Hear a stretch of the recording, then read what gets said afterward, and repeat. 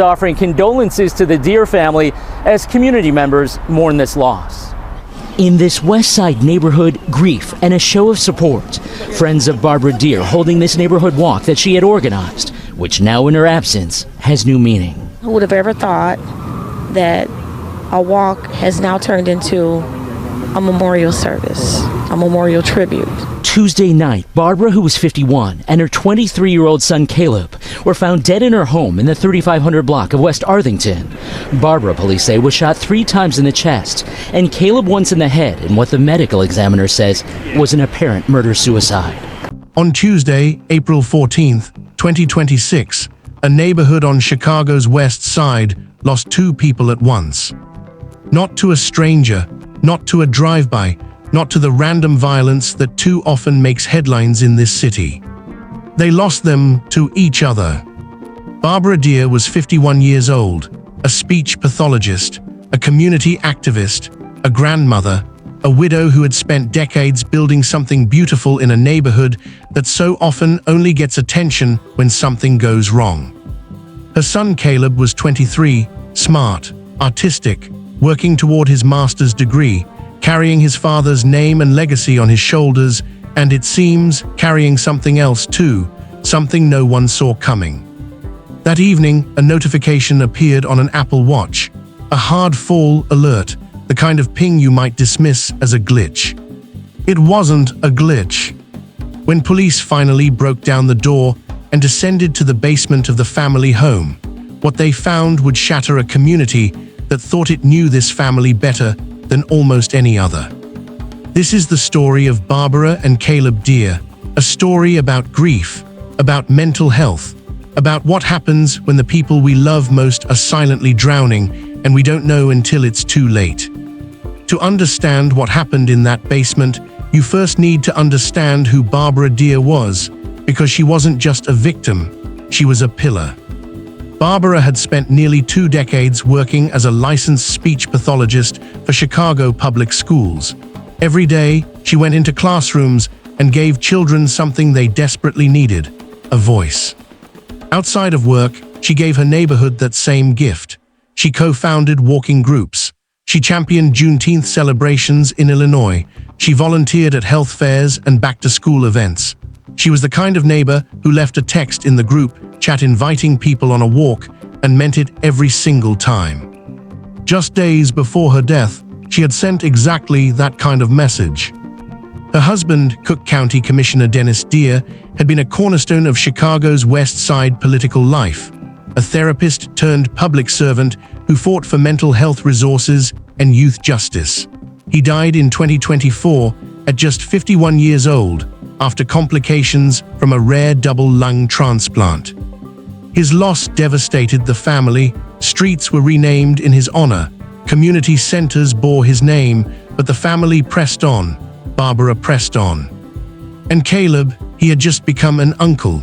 Barbara had recently welcomed her first grandchild, a baby girl, and by all accounts was glowing about it. State Rep LaShawn Ford, a close family friend, called the Deers the model black family in the community. Their son Kaleb worked at the Dr. Dennis Deer Community Justice Center, committed to continuing his father's legacy. Nobody, not their closest friends, not their neighbors of 20 years, saw what was coming. Tuesday afternoon, April 14th, the West Side is going about its day. Sometime that afternoon, inside the home at the 3500 block of West Arlington Street, something went terribly, irreversibly wrong. The first sign that anything was amiss came not from a neighbor, not from a phone call, but from technology. Kaleb's twin brother, Kanan, received a notification on his Apple Watch. His mother had taken a hard fall. Kanan couldn't get there himself, so he sent a family friend to check on the house. When that friend arrived, he noticed things that didn't add up. The family's dog was outside in the backyard, barking, agitated, clearly unsettled. The car was parked out back, meaning someone should be home, but the front door was dead-bolted shut from the inside. He texted Barbara, no response. He texted Kaleb, no response. He called, nothing. He called police. Around 5:50 p.m., officers arrived. Chicago Fire Department personnel forced entry into the home and began searching. They moved through the house, living room, kitchen, hallway, until they reached the basement. On the floor, in a pool of blood, were Barbara and Kaleb Deer. Barbara, 51, had suffered 3 gunshot wounds to her chest. Kaleb, 23, had a single gunshot wound to the head. A black handgun lay on the floor near Kaleb's hand. Shell casings were scattered nearby. Both were pronounced dead at the scene. Police initially treated it as a double homicide. The neighborhood went into shock. Flowers appeared on the front porch within hours. Neighbors who had watched the Deer children grow up, who had played basketball with them in the alley out back, stood in stunned silence. By the following day, the Cook County Medical Examiner's Office issued its ruling. Barbara Deer, homicide. Kaleb Deer, suicide. Murder-suicide, son kills mother, then himself. The investigation, officially, was closed. But the questions, those were just beginning. There is no mystery about who pulled the trigger. The forensic evidence is unambiguous. Kaleb Deer shot his mother, Barbara, 3 times in the chest, then turned the gun on himself. No other suspects, no third party, no open investigation. But here's the question that will haunt this story for years. Why? Officials have not confirmed a motive publicly. There is no record of a prior domestic incident, no criminal history, no known threats or confrontations in the days leading up to April 14th. What we do know comes from the people who knew Kaleb best. U.S. Rep. Danny Davis, who had known the Deer family for decades, spoke carefully in the days after the deaths. He said he had heard mention of Kaleb's depression in the months following his father's death. No matter the circumstances, Davis said, it is devastating. It is so tragic and so unfortunate. And that's the piece of the puzzle that everyone keeps coming back to. Dennis Deer, Kaleb's father, was described by friends and family as Kaleb's rock, the one he turned to, the one who understood him. Dennis was himself a trained therapist and counselor, passionate about mental health from the ground up. He ran a drug treatment center. He fought in the Illinois legislature for mental health funding. He built an entire career on helping people through their darkest moments. And then in 2024, he was gone. At 51, the same age as his wife when she died. Kaleb was 21 when he lost his father. He was in the middle of his graduate studies. He was working at the community center that bore his father's name. He was building an art brand. He had a twin brother, a new niece. From the outside, he had every reason to keep going. But grief is not rational, and it is not always visible. State Rep. LaShawn Ford put it plainly, so many people right now, whether we know it or not, are struggling with mental and behavioral health challenges, and there's nowhere to turn for some people. The cruel irony is devastating. Dennis Deer spent his life building the very systems designed to catch people like his son, counseling centers, mental health programs, community resources. He believed in them deeply enough to dedicate his career to them. And yet, his own son, his own blood, fell through every crack anyway. Was there a specific argument, a breaking point on April 14th? Something said that couldn't be unsaid. We don't know, authorities haven't said, the House isn't talking. What we can say, what the evidence and the testimony of those who loved them both demands we acknowledge, is that Kaleb Deer was not a monster. He was a young man in profound, unaddressed pain, who loved his father too much, who may have been crushed under the weight of a legacy too heavy to carry alone. That does not excuse what happened. Nothing excuses what happened. But it does explain why the community's grief is not simple. It is layered, it is complicated, and it is real. Here's what makes this case uniquely, heartbreakingly painful, and why it keeps resonating beyond the usual news cycle. The day after Barbara's death, the walking group she had organized was still scheduled. Her neighbors decided to go anyway. In her absence, in her honors. That single detail says more than any autopsy report. because it shows you who Barbara Deer was, not as a victim, but as a force. A woman whose influence continued to move people, literally, even after she was gone. The neighbors and friends who gathered at her porch in the days after her death, who left tulips with a card that read, "In loving memory of our neighbors, rest in heavenly peace. Sincerely, Block D." They weren't just mourning a loss. They were mourning the loss of the very kind of community building that Chicago so desperately needs. And then there is the question of warning signs.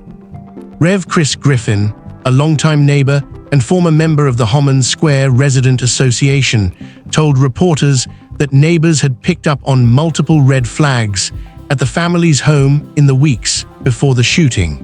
He did not specify what those signs were. That revelation that something may have been visible adds another layer of anguish, because it raises a question that no one wants to ask out loud. Could this have been stopped? The city's leadership didn't shy away from the bigger picture. U.S. Rep. Ford said he hoped the deaths would push lawmakers to continue Dennis Deer's fight for mental health resources at both the state and federal level. "This is not something that anybody expected," Ford said. "It's going to be a void in the community on every level." The investigation is officially closed. But in some ways, the real reckoning is only beginning. As of April 2026, the case is closed. No charges, no trial, no suspect in custody because the only person responsible is gone. The Cook County Medical Examiner has ruled definitively Barbara Deer was murdered. Kaleb Deer died by suicide. Case closed. But case closed doesn't mean healing has begun. Governor J.B. Pritzker released a statement calling it an incomprehensible loss. Cook County Board President Tony Prewinkle said the Deer family's compassion and steadfast commitment to others touched countless lives. The Chicago Federation of Labor called them a part of the CFL family. The Cook County Board held a moment of silence. The Chicago City Council did the same. Barbara's sorority sisters gathered outside the home, releasing balloons in her AKA colors. Friends and neighbors lit candles. A memorial was held that Friday. And Canaan, Caleb's twin, who received that Apple Watch notification and set everything in motion, is now left to grieve not just his father, but his mother and his twin brother, all within 2 years. There are 2 surviving children, a daughter away at school, Canaan, and Barbara's first grandchild, that baby girl she was so thrilled about, who will grow up never knowing her grandmother. The mental health conversation that Dennis Deer gave his life to is now more urgent than ever, and it's being fueled by his own family's tragedy.